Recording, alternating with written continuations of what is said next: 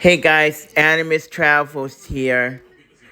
Um, Back for part two, and they just announced that his the Pope is now that he has chosen his name. His name is Pope Leo the 14th. So my sense is that there's always this reluctance to select an American pope because the sense is that He is the first American Pope no sense put ever from Chicago, Illinois, spent his time a lot in to Latin America. be I believe he was a um, somewhere in Latin America. leader of the Christian An church. Augustinian priest his time. So the most of his work was outside the U.S. So there was not an association.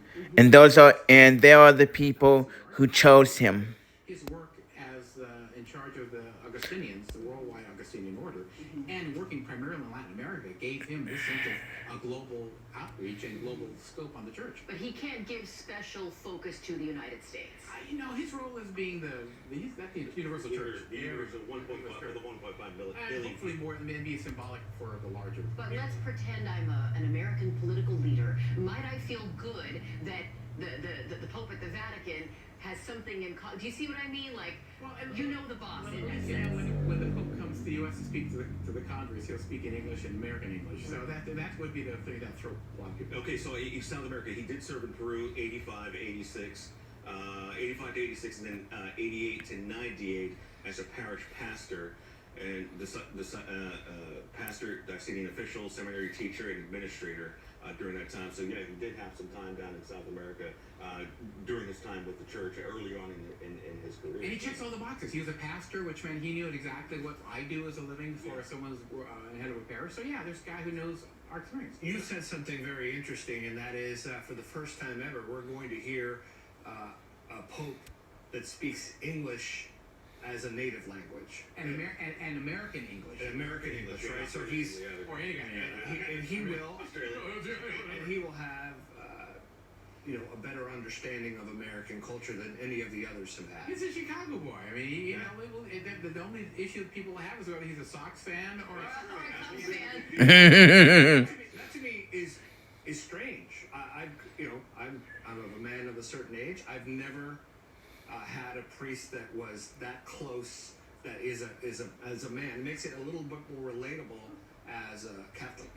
So we haven't seen him yet, right? We're still waiting to see who we know is Pope Leo the 14th. Once the curtains part again, we expect to see him, and we'll be paying special attention to, of course, what he's wearing, perhaps his demeanor.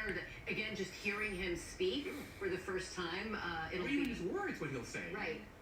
Here's what we know about him. Born Chicago, 1955, on September 14th. Completed his secondary studies at the Minor Seminary of the Order of St. Augustine, 73. He earned a bachelor's degree in mathematics at Villanova. That was a good Augustinian school. Yeah, right. Decided to become a priest.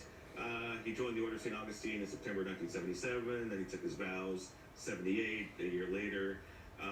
So this guy's got a very varying background here. Master's of Divinity from Catholic Theological Union in Chicago. I mean, wow. And that's a new one because Catholic Theological Union is often it's a collaboration of various theological schools in Chicago. That most priests don't go through that process. They go through a lock, stock, and barrel seminary. This guy came through a theological union, which is What would make the difference between going to the theological union versus? He's going to school with women and men. He's going to school with different folks from different theological backgrounds. He's going to schools with folks perhaps from different Christian traditions. So you debated people from these different. Oh, he'd have been part of that whole mix. So he has a real sense of diversity. I found that fascinating. All right, to share a little bit more of kind of the happenings of what's happening there at the Vatican, New York Times is reporting there are chants rippling through the crowd of Leo, sort of like what you might hear in a soccer match. So again, this going to that idea that the Pope is not just the leader of the Roman Catholic Church. He's also sort of a pop culture figure, right? And we saw that a lot even going back to Pope John Paul II. So, even for people who aren't Catholic, this is a consequential day and decision. Sure. Oh, sure. I think so. Very much so. 1955. Which that makes him what? 69. 69 Is that now. youngish? Oh, that's very young. That's 4 years old. Oh my goodness. And I know that there's always concern about choosing a priest who's too young because in case they don't want that kind of something happens. There's no way he's going to be pope until his death. Right. So it's very rare that a pope is. I don't think it. I think he's going to be 70 in September. Saint Pope John Paul II.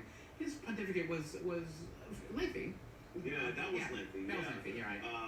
Benedict resigned right. which doesn't really happen. Oh, I think the first time in hundreds of years. Yeah, hundreds of years. Centuries, right? Yeah. So this could be, decade, maybe decades. A decade or two, yeah. Okay. So he was Leo the 14th. Right. 14th, yeah. First American pope in 2,000 years. I mean, this place has only been around for a few hundred years. So Father, you may not know the answer to this, but once he is Leo the 14th, what is he? So he's never going to be called Robert again. Well, I think maybe his family might call him that. They might call him Bob or something like that. Look, here he is. Wow. Let's watch this. Oh, wow. He's got the. Tell us about what he's wearing. He's got the Mosetta, but no ermine. He's got his stole, which reminds us that he's a priest.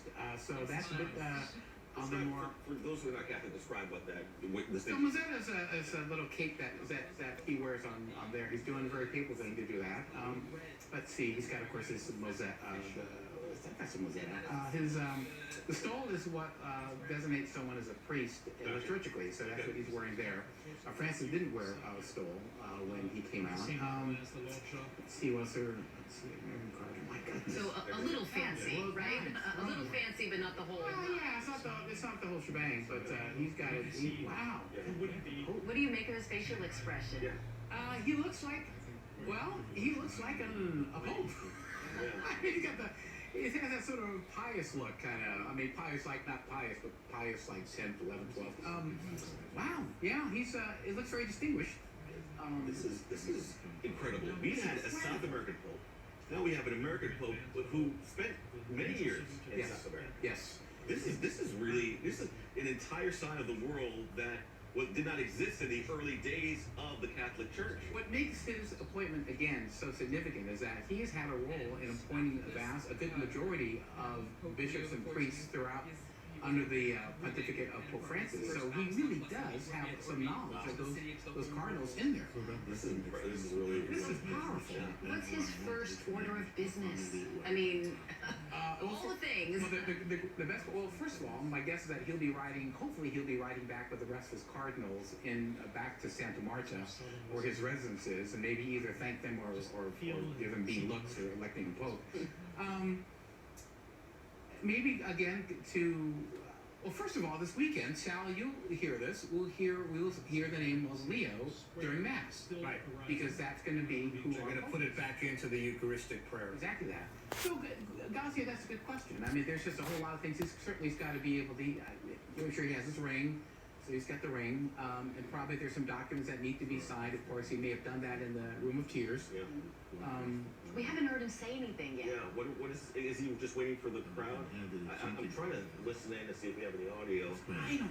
He may or may not say. He may just say. He may give a blessing, and that's which would be a very traditional thing to do. Say that last part again. He may just give a blessing. Gotcha. Yeah. Okay. But at this point, he's not saying anything, so he's just waiting. Is it just for the crowd? Exactly. Okay. So we know that he speaks Spanish, obviously, and he speaks English. I'm guessing he speaks Italian because Italian's the working language in the Vatican. Yeah, right. Well, we'll see. Is the microphone he'll say? I think we're finally going to hear him speak for the first time. La pace sia con tutti voi. Oh, the peace of Christ be with you. Tutti voi, Italian. Fratelli, sorelle carissime, questo è il primo saluto del Cristo risorto, il buon pastore che ha dato la vita per il gregge di Dio.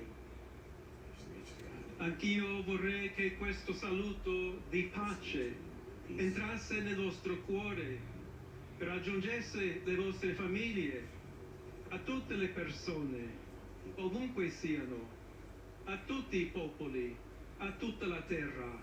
La pace sia con voi. Peace be with all of you. We'll have you sum this up in a moment. Yeah, I think they'll say it in English. Will they?